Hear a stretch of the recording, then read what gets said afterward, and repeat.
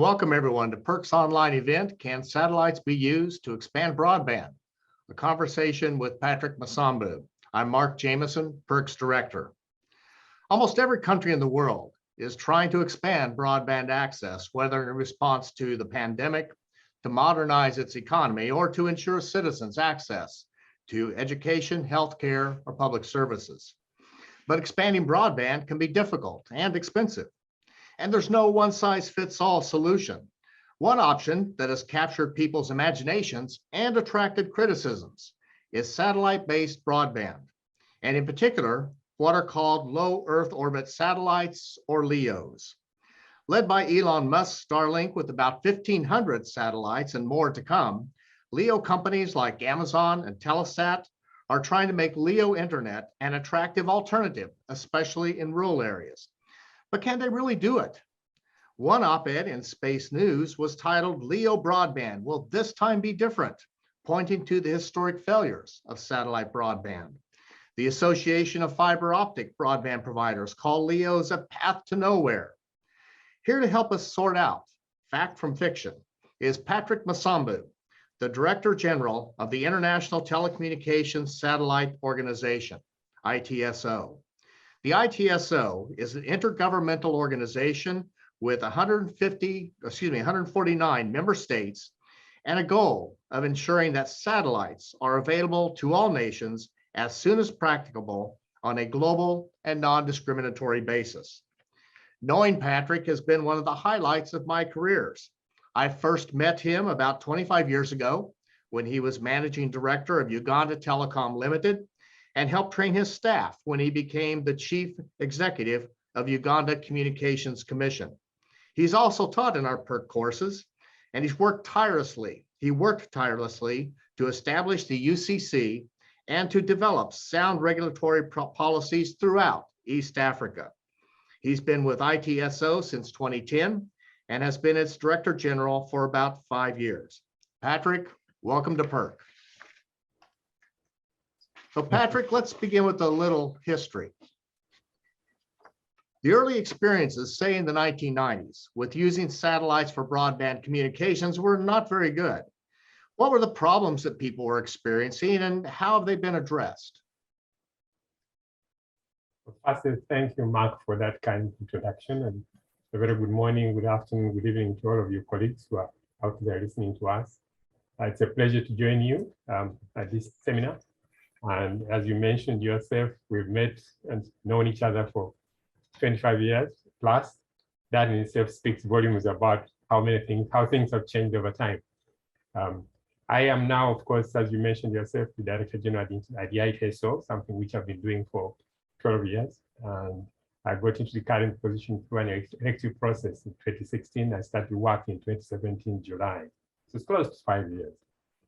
The question of how satellites, what were they being used for at that time and how things were different then. I think the problems which were encountered basically at that time were ones of two things. In terms of connectivity, satellites of course provide a very good complement and addition to the traditional terrestrial connectivity. And they also serve a purpose of being able to link places that are not easily connectable through microwave or terrestrial facilities, such as remote locations across seas, across geographical locations which are distanced in a manner that's not possible to reach by terrestrial means. So they serve a purpose of being able to fill in gaps in terms of infrastructure for places that are remote or had hardships in terms of the type of service we're trying to provide. I think the two main problems that were encountered were basically the amount of bandwidth that you can achieve or use through satellite connectivity. And secondly, the high cost that was associated with providing service through satellites. Those were the two main issues that were really handicapped.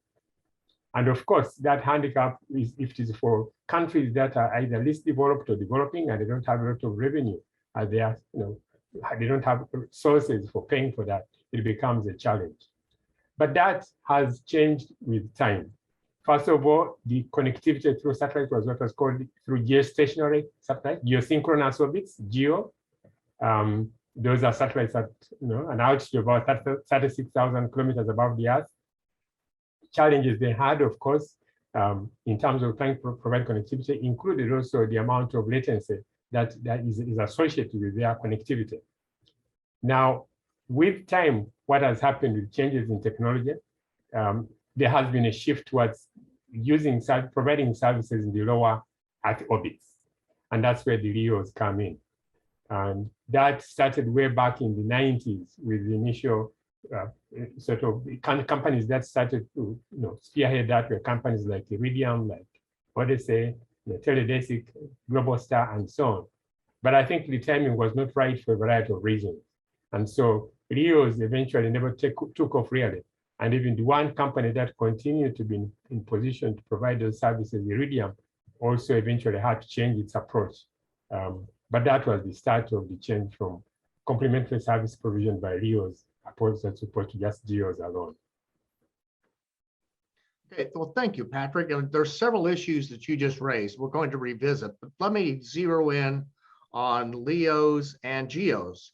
The LEOs, we said, were low Earth orbit satellites.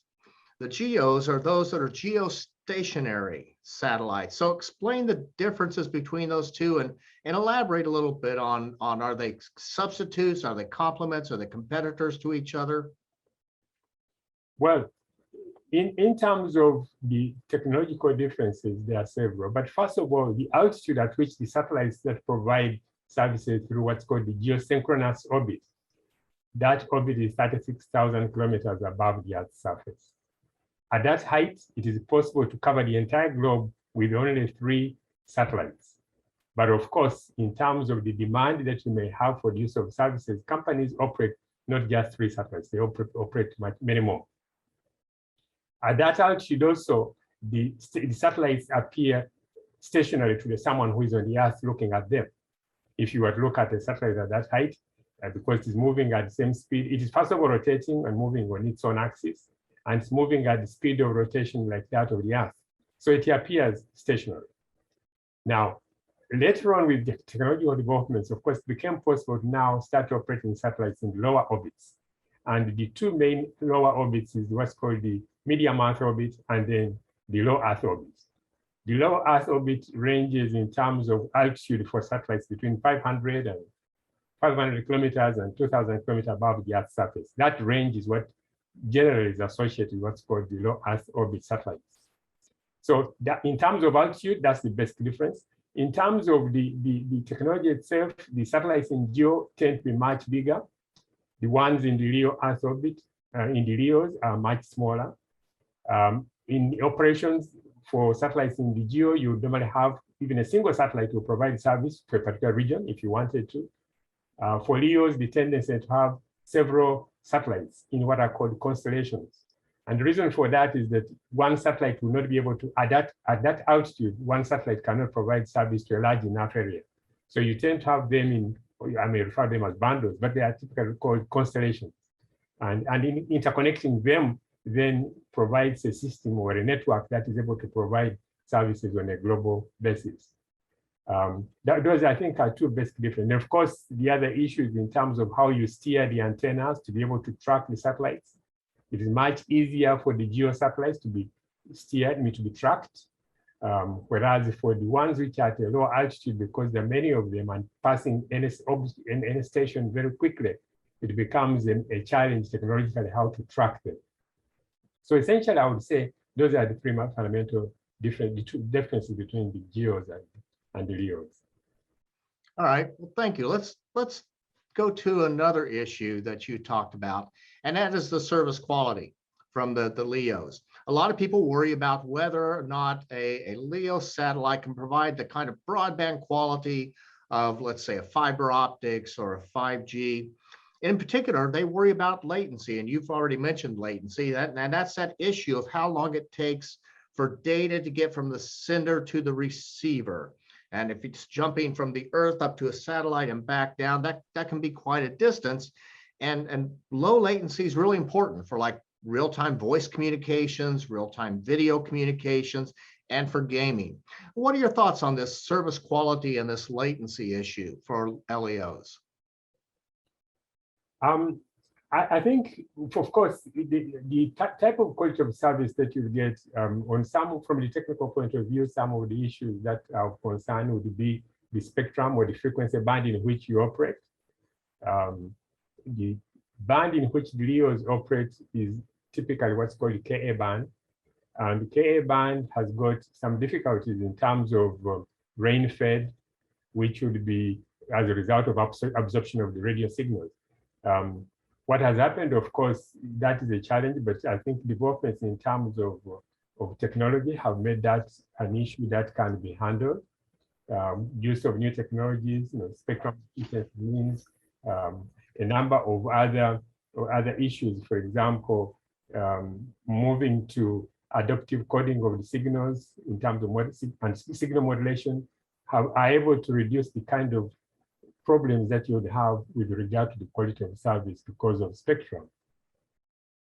The other issue, of course, with regard to the quality of service would be, I guess, then if you talk about the latency, as you mentioned, which for certain applications is critical.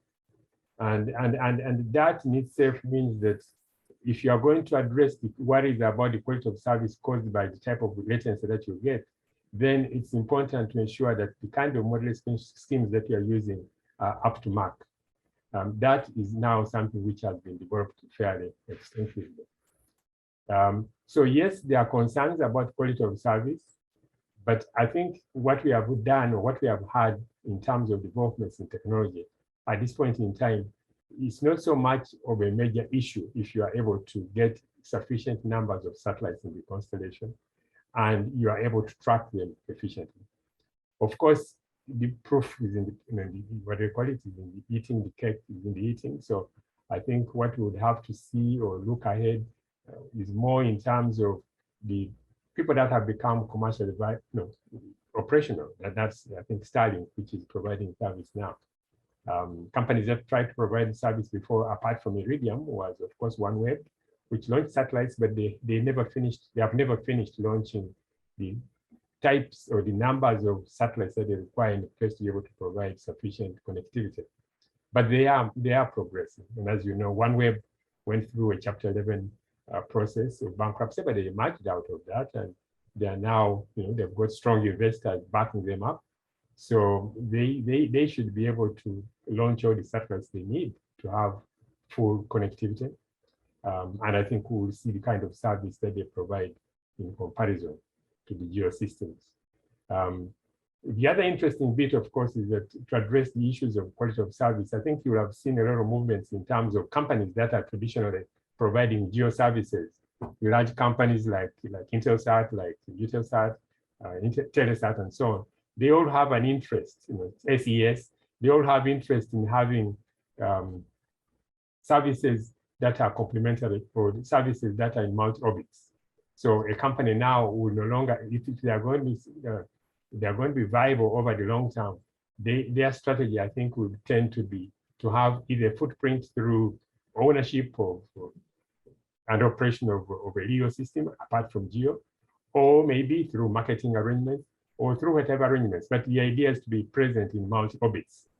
And not only be present in multi-orbits, but also actually lead to providing services in a combination with 5G service providers. So yes, quality of service is important, but it also to an extent depends on how the company that is providing service approaches the combination of technological networks they have in place to be able to achieve the quality of service that customers want to have. Because the customer really at the end of the day may not care whether the signal is going through a LEO satellite or through a GEO satellite or through fiber or through fixed wireless. Their concern really is the end product.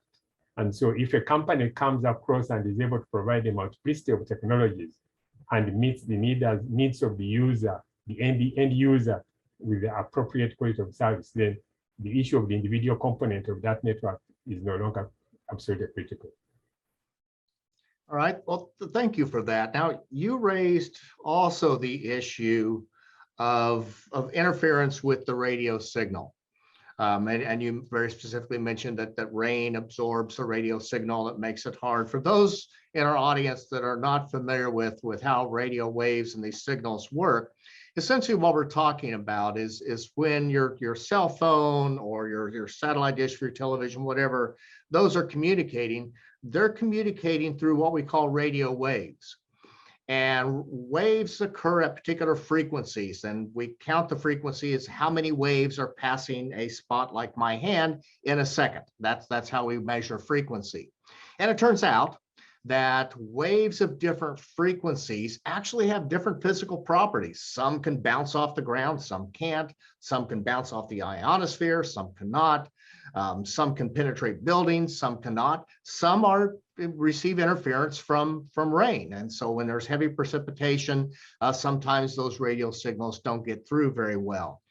So it becomes really important, Patrick, that a country be able to locate these satellite signals in the right part of the radio spectrum. And that's been a challenge for a lot of countries. Talk with us about what are the processes for resolving that, and do you think that countries are able to make good progress in that area of getting the satellite signals in the right spaces in the radio frequency sphere?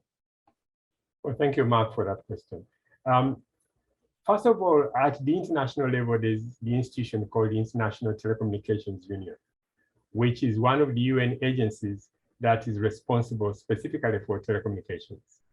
And the primary responsibility in terms of satellite communications for ITU and a department called the ITU Radio, ITUR, is specifically to do just what you've said, to ensure that there's harmonization of use of the spectrum across the globe by different users, different players, whether it's whether it's companies providing services in terrestrial systems or whether it's satellite systems. But the coordination of harmonization for that is all done under the International Telecommunications Union.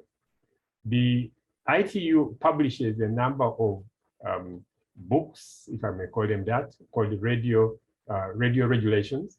And these radio regulations are published after what's called after the hosting of what's called a World Radio Conference. The World Radio Conference itself takes place once every 4 years. And in between any two conferences, you have an agenda that seeks to harmonize spectrum usage and allocation. And within that, you find that the whole issue becomes a highly political, but also technological arrangement through which at the end of the 4-year cycle, the member states come together, the 193 member states of ITU or UN, come together and they agree on specifics in terms of what kind of regulations will govern the spectrum usage. And that's a process which has been going on for 100 years, 150 years. I mean, ITU has been existing for more than, it's about 150 years plus. So the comfort out of that is to say that these regulations are drawn through a negotiated process, and member states come through that process over the 4-year cycle. At a World Radio Conference, they agree on what regulations are going to govern the usage of spectrum over the next 4 years and even beyond.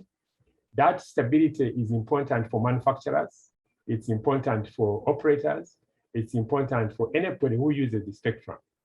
And therefore, through various opportunities, players or companies or institutions that want to participate in the whole process, they have an option and an ability to be able to participate through study groups in the ITU radio and through the World Radio Conference, which is held once every 4 years. Now, talking specifically to the LEOs, over the last, say, 10 years, I mean, World Radio Conference, last one was in 2019, the next one will be in 2023. And first of all, to ensure that there's stability for manufacturers, for example, you have a conference being called and the agenda agreed on 8 years ahead of time. So for example, the agenda for 2023 was agreed on 8 years before that. And the next one, which will be 4 years after that, is going to be agreed on. At the 2023 conference, we'll be agreeing on the agenda for 2027 and for 2031. So that creates stability for manufacturers and even for operators. And at that conference, what I wanted to mention is that over the last two cycles of World Radio Conferences, there has been a lot of attention being paid to the non-geostationary orbit players, because before there wasn't so much appetite for people launching or companies launching services in the LEO orbits. But now that there's a lot of interest, countries have become extremely interested in ensuring that the opportunities are not only there, but also that you avoid, spectrum, you avoid interference, you enable the environment for use of LEO satellites.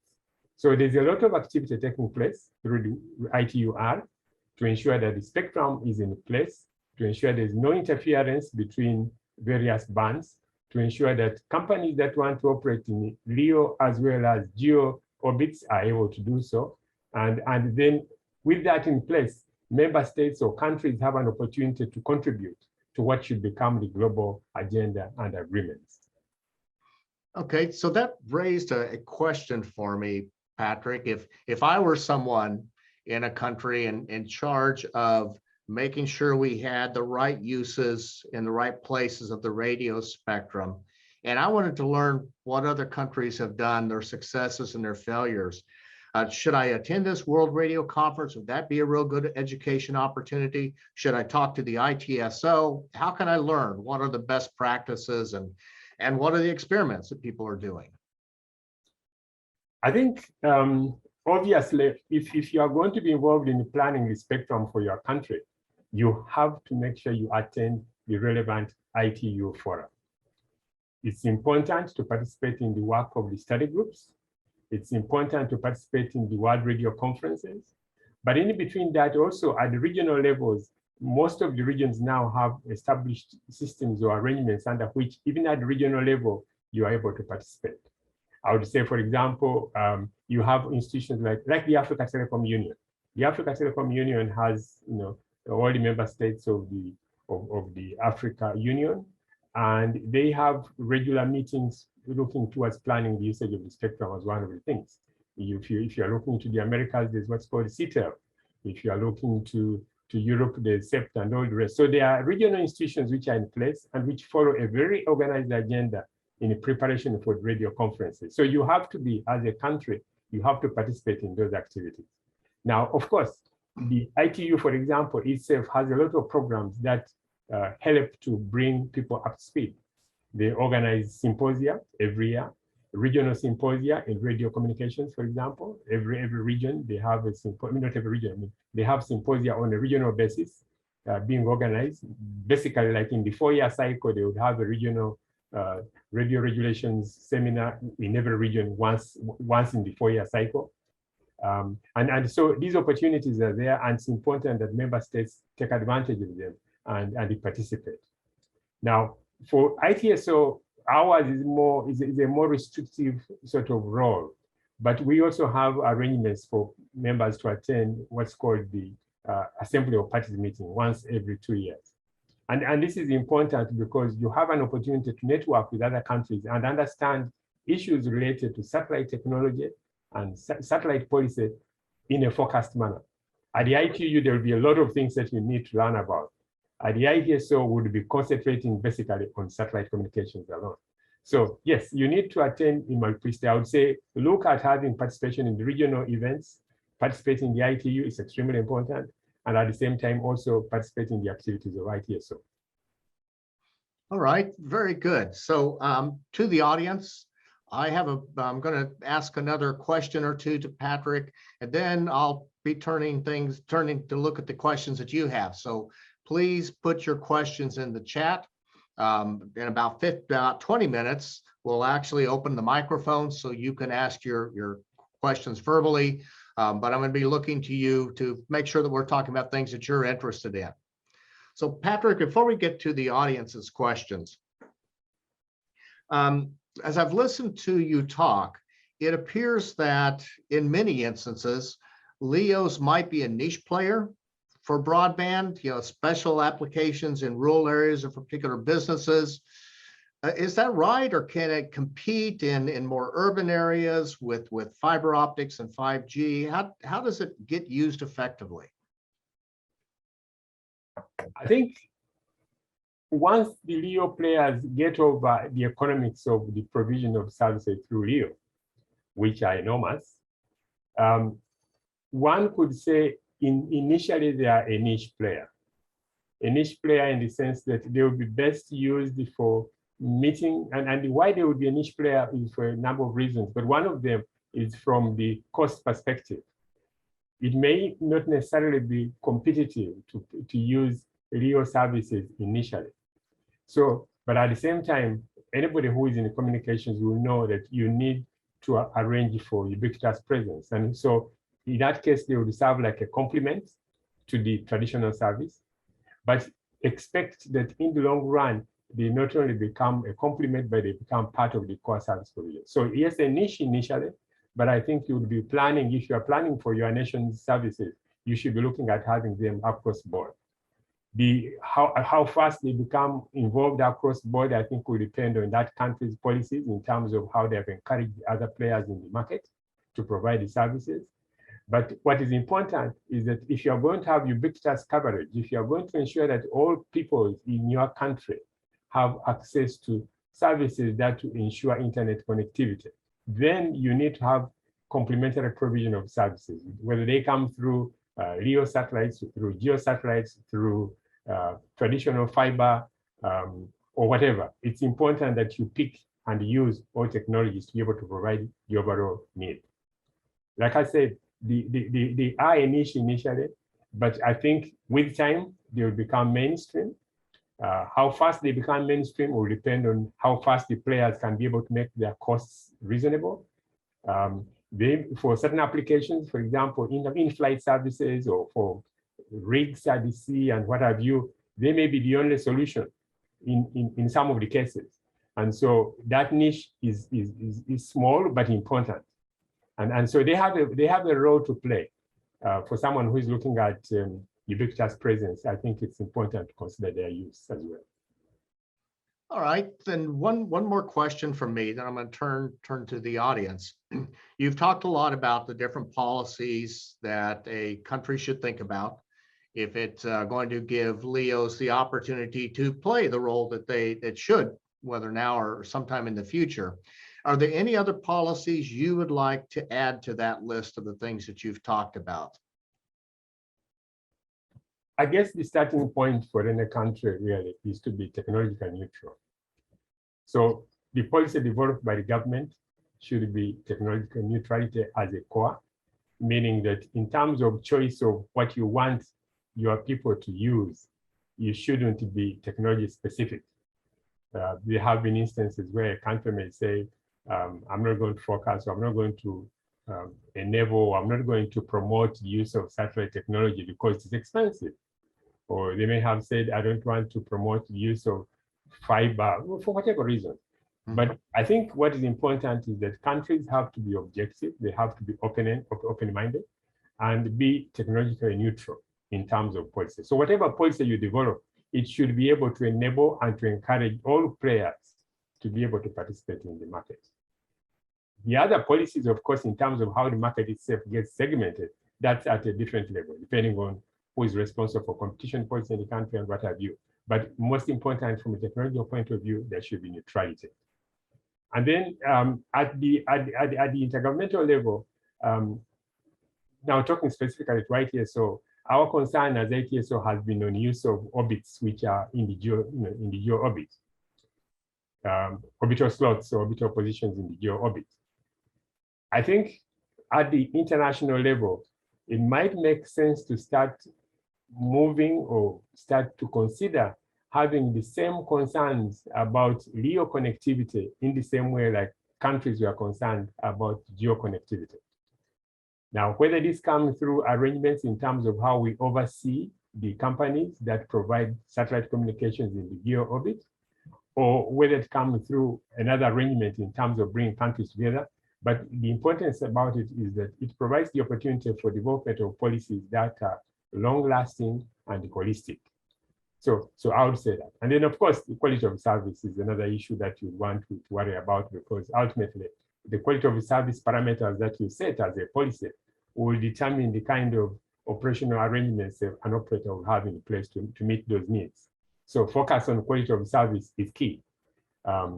Focus on pricing is important, but from the point of view of not trying to be, you don't want to manage the prices that companies utilize, but rather you have a mechanism of being able to ensure that the pricing is fair for the consumers. So consumer-centric policies, taking into account the needs of the consumers in terms of pricing concerns, but not limiting companies to the extent of trying to set prices for them. And then technological neutrality in terms of approach to what you use in the country, I think are some of the key things that anybody would want to think about. All right, thank you. Let me turn now to our audience. We have a question from Craig Nesty. He actually submitted this question when he enrolled in this particular webinar. And here's his question. Actually, you've anticipated part of it. It says, do the LEO providers of broadband operate under the same regulatory regimes as fixed broadband operators? And do they need to pay license fees and universal service contributions, or should they be exempt from those kinds of things? That's a heavily loaded question. I think, first of all, at the country level, I think it will vary. It will vary in terms of, let me speak about universal service first. There have been complaints by some people that universal service, when it was started, it had ideal aims. But many countries have collected funds from contributors to universal service, and those funds have stayed idle, or they have not been put to the purpose for which they were meant to be. So I guess it goes back to each individual country as to what you really want to do or what you aim to use the money for. So if you have something, I also think that most countries still have a need for universal service funds. Now, who you want to contribute to that is something which is a conversation that each country, I think, would have to think about. Today, many countries do not have specific licensing fees for satellite providers. Rather, the licensing is with the companies that are themselves registered and providing services in the country as such. So, but it is also possible, and some countries have done that, it is also possible to have specific landing fees that are charged to the operator of services. So if you decide to charge landing fees, as they may be called, for satellite operators, then obviously you don't want to discriminate and say that landing fees will be only for those satellite operators that are operating in the geo orbit, geosynchronous orbit. It would have to be across board to anybody that provides the services.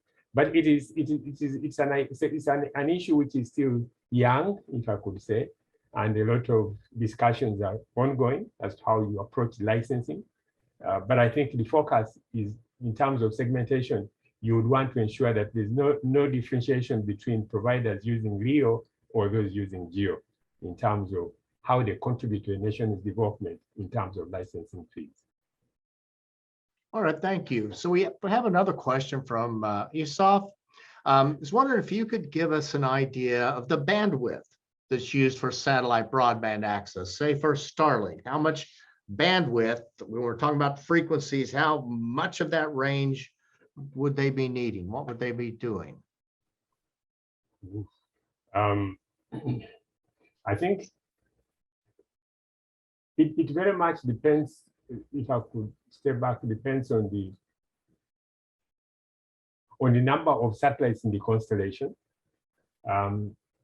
Different LEO players have got, I guess, for example, if you're talking about Starlink, I think the ultimate number of satellites is more 4,000 something. Kuiper, I think, is about 3,200 something. So depending on the number of satellites in the constellation, overall, the ultimate number of satellites, the amount of bandwidth that they would require would vary.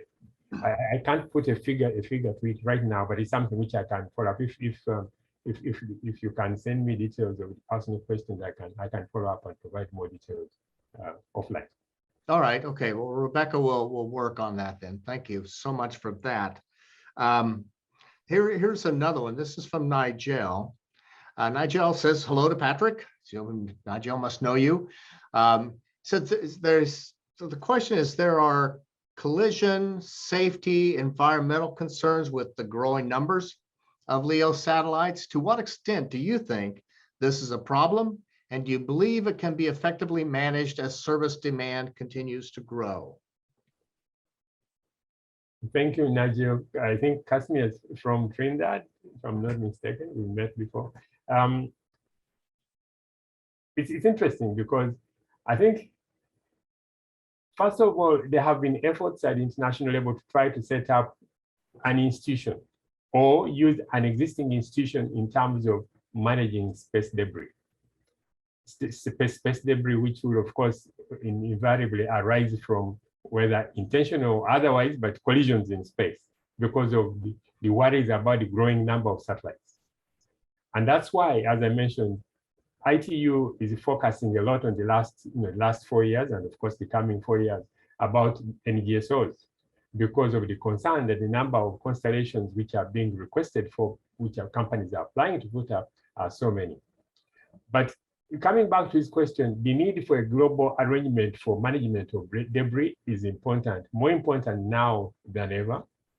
There have been suggestions that that could be done through the ITU. A number of countries have said, no, that's not a responsibility for ITU. And in fact, I noticed an issue which has been pending for quite a while. But I think ultimately, something has to come out of the UN as the best placed global body to be able to place in place an arrangement, whether it is delegated to ITU or whatever, but an arrangement under which globally countries have an interest or have an opportunity to be able to have a voice in how debris will be managed. Now, today, of course, in terms of queuing, I would say that the developed countries are ahead of everybody else in terms of trying to put out constellations and so on. But I'm sure in not too distant future, there will be many countries, developing countries, that will want to participate.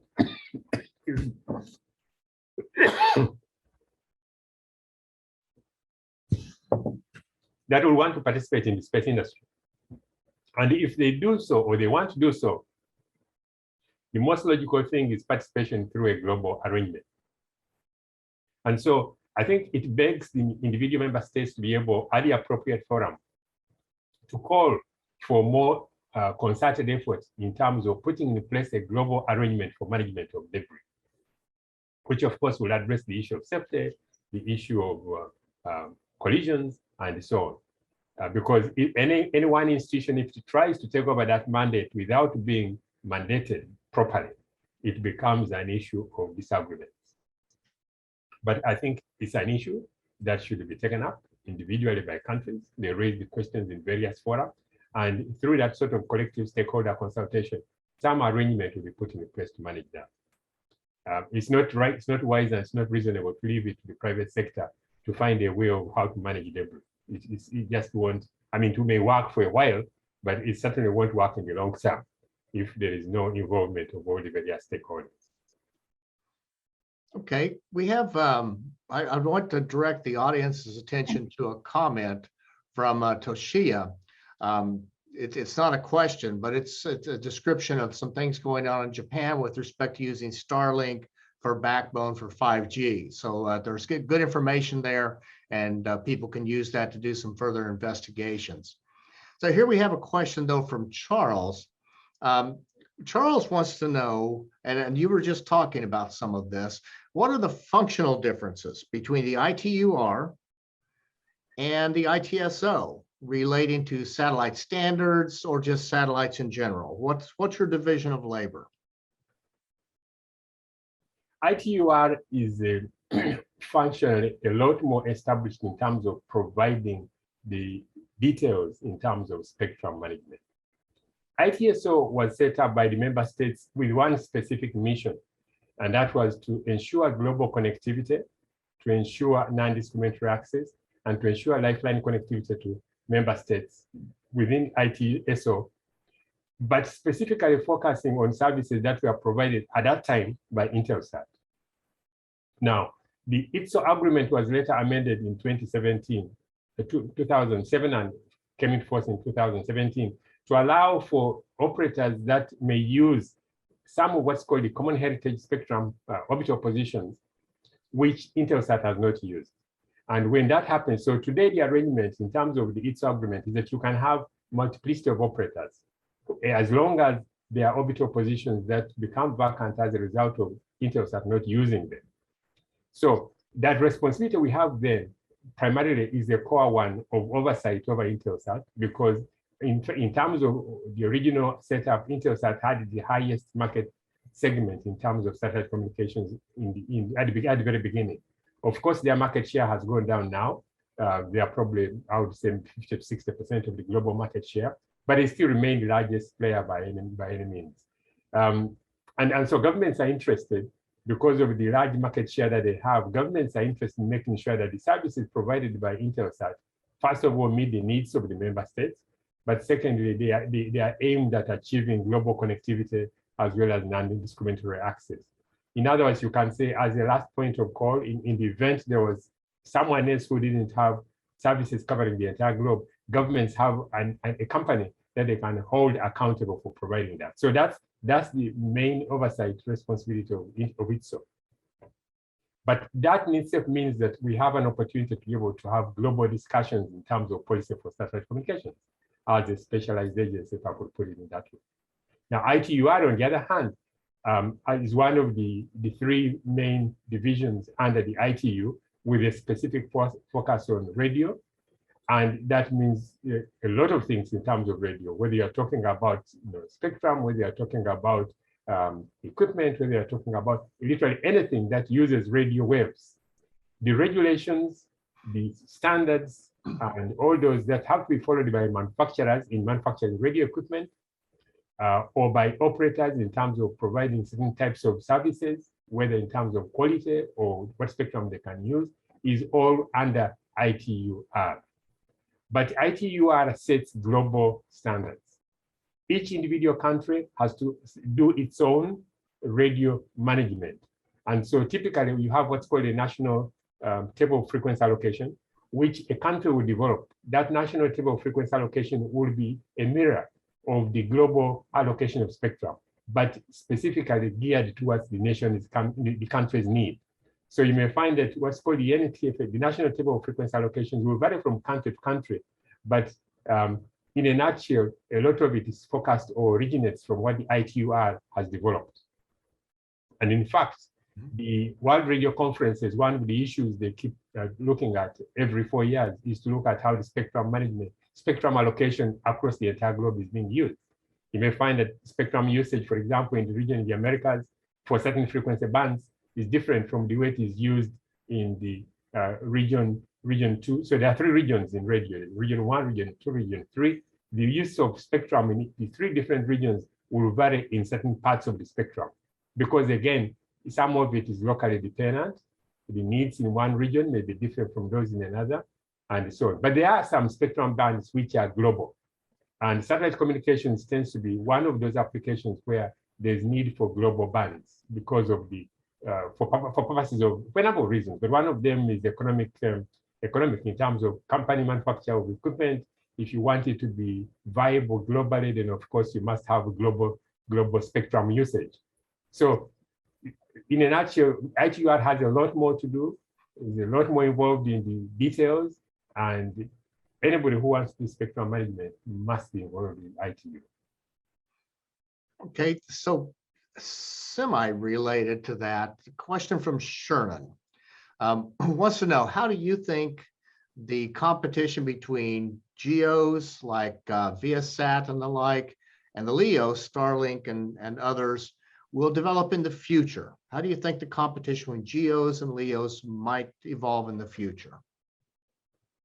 I sort of talked to it a little earlier. I think the big players are now tending to want to operate in multiple orbits. And that's first to protect themselves in terms of market relevance, but also secondly, because of not wanting to give up an opportunity. So Viasat, which doesn't operate in the LEO, is a GEO operator. Already you have known they bought Inmarsat a couple of months back, and Inmarsat has got operations in the MEO, in the medium earth orbit satellites. So I would imagine one of the strategies, one of the drivers for them wanting to buy Inmarsat must have been the need to want to be present both in GEO as well as MEO orbits. And so, yes, there is competition, and there will be competition. I think if you are a big player, Starlink, of course, looks like they could be a big player given the amount of money they have access to. They could be a serious competitor, but they will be a competitor in the niche market initially. Of course, as we mentioned earlier, depending on how they develop over the long term in terms of ability to be able to be really globally present to a large scale, which we are yet to see, they could become a serious competitor. If they just stick to the LEO, they could be a very serious competitor to those who remain only in GEO. But like I said, I think the chances are most of the big companies that want to be serious players will want to be present one way or another in both of it. Okay, the next question, I'm just not familiar with this at all. This is from Abayomi, and asks the question, are purported light pollution issues only for stargazers, people wanting to observe stars? I'm just not familiar with the light pollution issues at all. Could you repeat the question? Sorry, I did what? It says, are purported light pollution issues only for stargazers? Is that related to satellites at all? I'm just not familiar with it. No, it doesn't. Oh, okay. No. All right. So if anybody else in the audience has questions, let us know. I do have one other myself. So if I am someone in a country or in the United States in a state, and you're responsible, and I was responsible for identifying which kind of broadband providers I might subsidize to ensure we get universal broadband coverage, and someone from one of the LEO companies comes and talks with me, what are the important questions that I need to ask that provider to make sure that I put in place the right kinds of requirements and subsidies for them versus fiber optics versus 5G? What are the questions I should ask? I think the starting point would be in terms of which are the areas you're going to cover. Meaning that perhaps if you're responsible for doing that, the starting point would be to identify which locations you want to have coverage that you're going to subsidize. Once that has been defined, then you would want to have an idea about the kind of network plan they would have in place to address connectivity to those areas that you have identified, and the kind of guaranteed quality of service that they would have in place once their network is operational, and the kind of levels of costs that they will be able to deliver the service at. That would be, and then of course, the other issue would be whether you as the person responsible, you are identifying a specific location to benefit only from satellite services, or whether it is going to be open to any provider of service.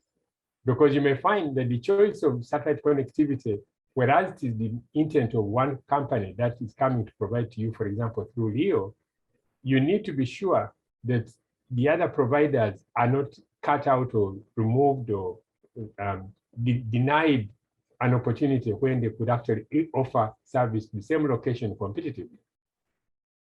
So if I could put it this differently, I think the issue goes back to technological neutrality. Do you want to focus your service provision to be specific to a particular technology to reach that area?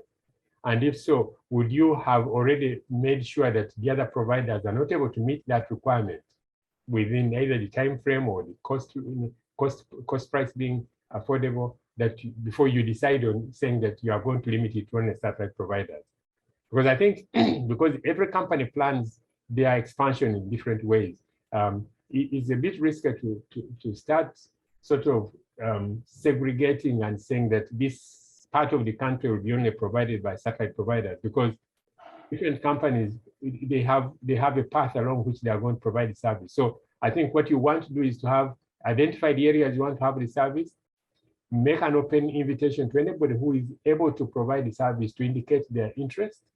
Out of what you will have heard from them, you can then be able to determine whether that area should be restricted to providers using satellite communications only, or whether it will be open-ended to anybody that is able to provide using whatever technology.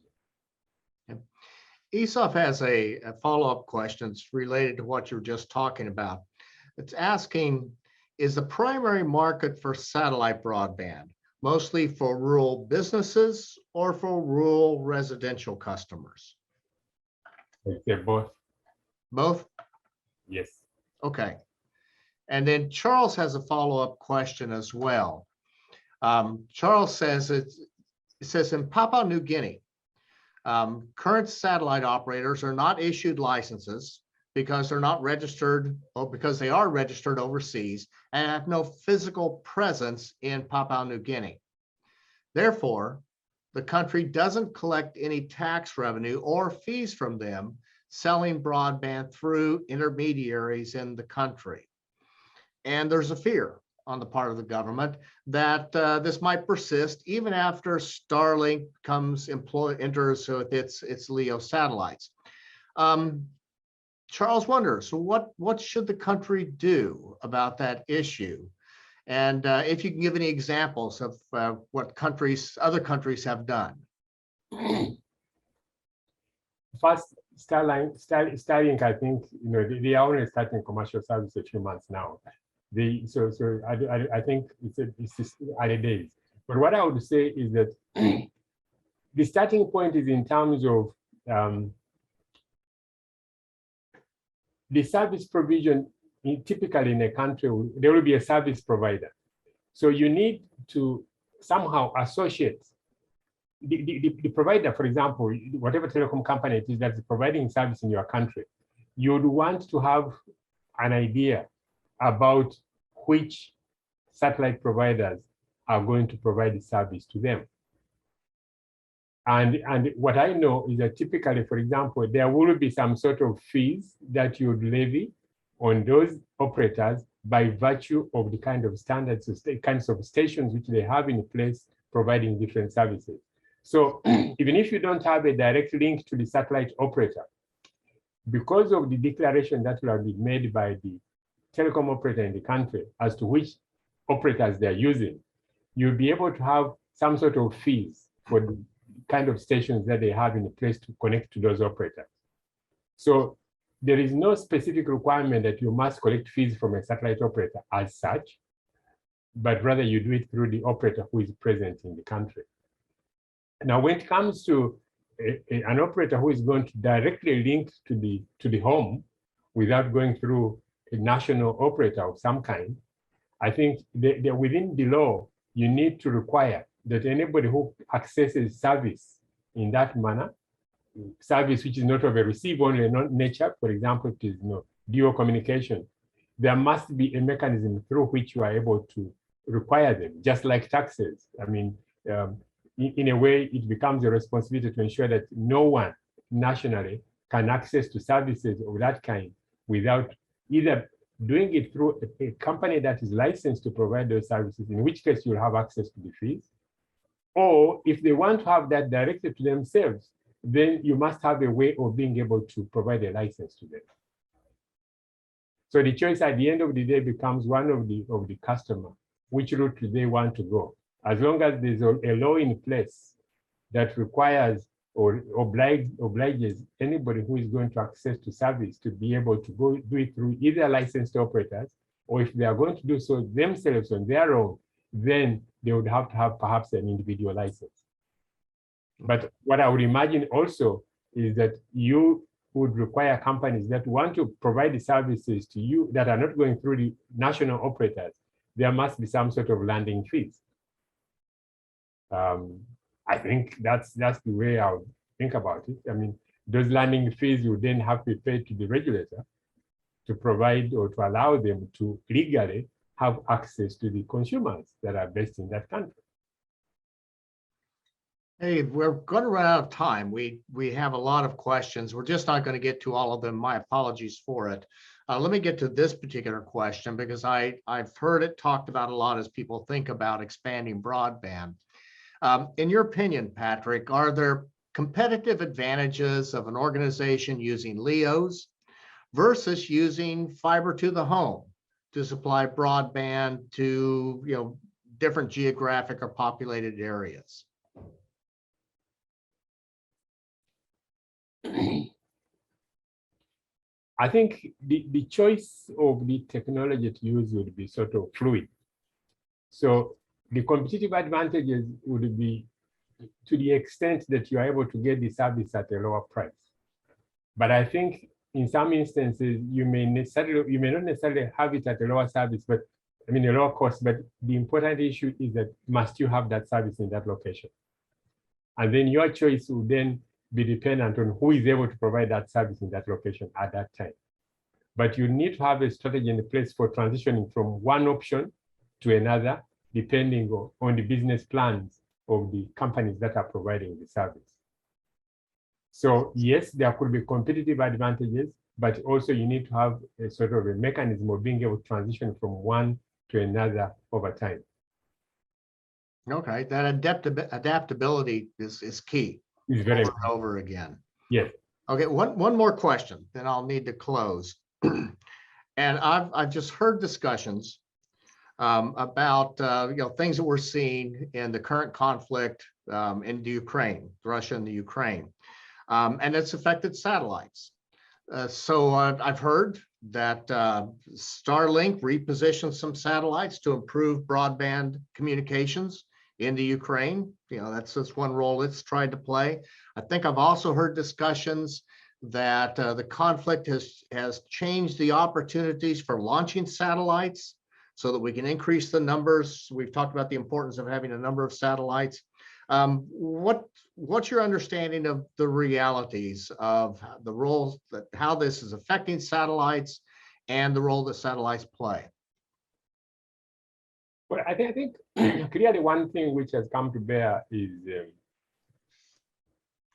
the risk of physical infrastructure destruction is so high when you have what I could call sitting ducks in terms of towers, in terms of buildings, in terms of whatever. So naturally, satellite connectivity is an advantage in the sense that you would have to go destroying every home if you wanted to, if you are looking at destroying infrastructure. So the versatility or the ability to be able to communicate through satellites, even from a single little terminal, which may not even be easily identifiable, makes itself a very opportune way of being able to continue having communication. I would imagine the need for Starlink to reposition some satellites is to address a higher concentration in terms of volume of traffic, as opposed to what they had initially imagined would be over that specific region. So yes, I think it would be necessary for them to do that, so they're able to address the needs in terms of the higher throughput that they need at that point in time, as opposed to what they may have originally planned. But also that brings into aspect some of the important issues, like the kind of antennas which people have. If you have steerable antennas, electronically steerable antennas, as the sort of antennas the customer has at their premises, then of course that means that it is very, very versatile and very easy for Starlink to be able to shift their service provision depending on the kind of customer premise equipment that people have. So I think that's the beauty about it, that you can be able to change your model easily, and also having spot beam antennas means that you're able to sort of spot the areas you want to have service much more easily, as opposed to the traditional mechanism provided through fixed services. And yes, so the opportunities I think are there, and they must have lived to the moment. All right, well, Patrick, thank you for taking the time to be with us today. As always, when I'm around you, I learn a tremendous amount. Thank you so much. And to our audience, we hope that you've enjoyed and learned a lot from our discussion with Patrick. If you're interested in learning more about expanding broadband, effective regulatory policies, note the note from Rebecca on a webinar we'll be having in May on that particular issue. And also, please join your peers in June 6th through the 15th, for our PURC World Bank International Training Program on utility regulation and strategy. Professionals from about 25 different countries will be here for a deep dive into the knowledge and skills that people need in order to be able to succeed in ICT, in energy and water infrastructure. And I look forward to seeing you in person there. So thank you very much for your time and we'll look forward to seeing you all again very soon.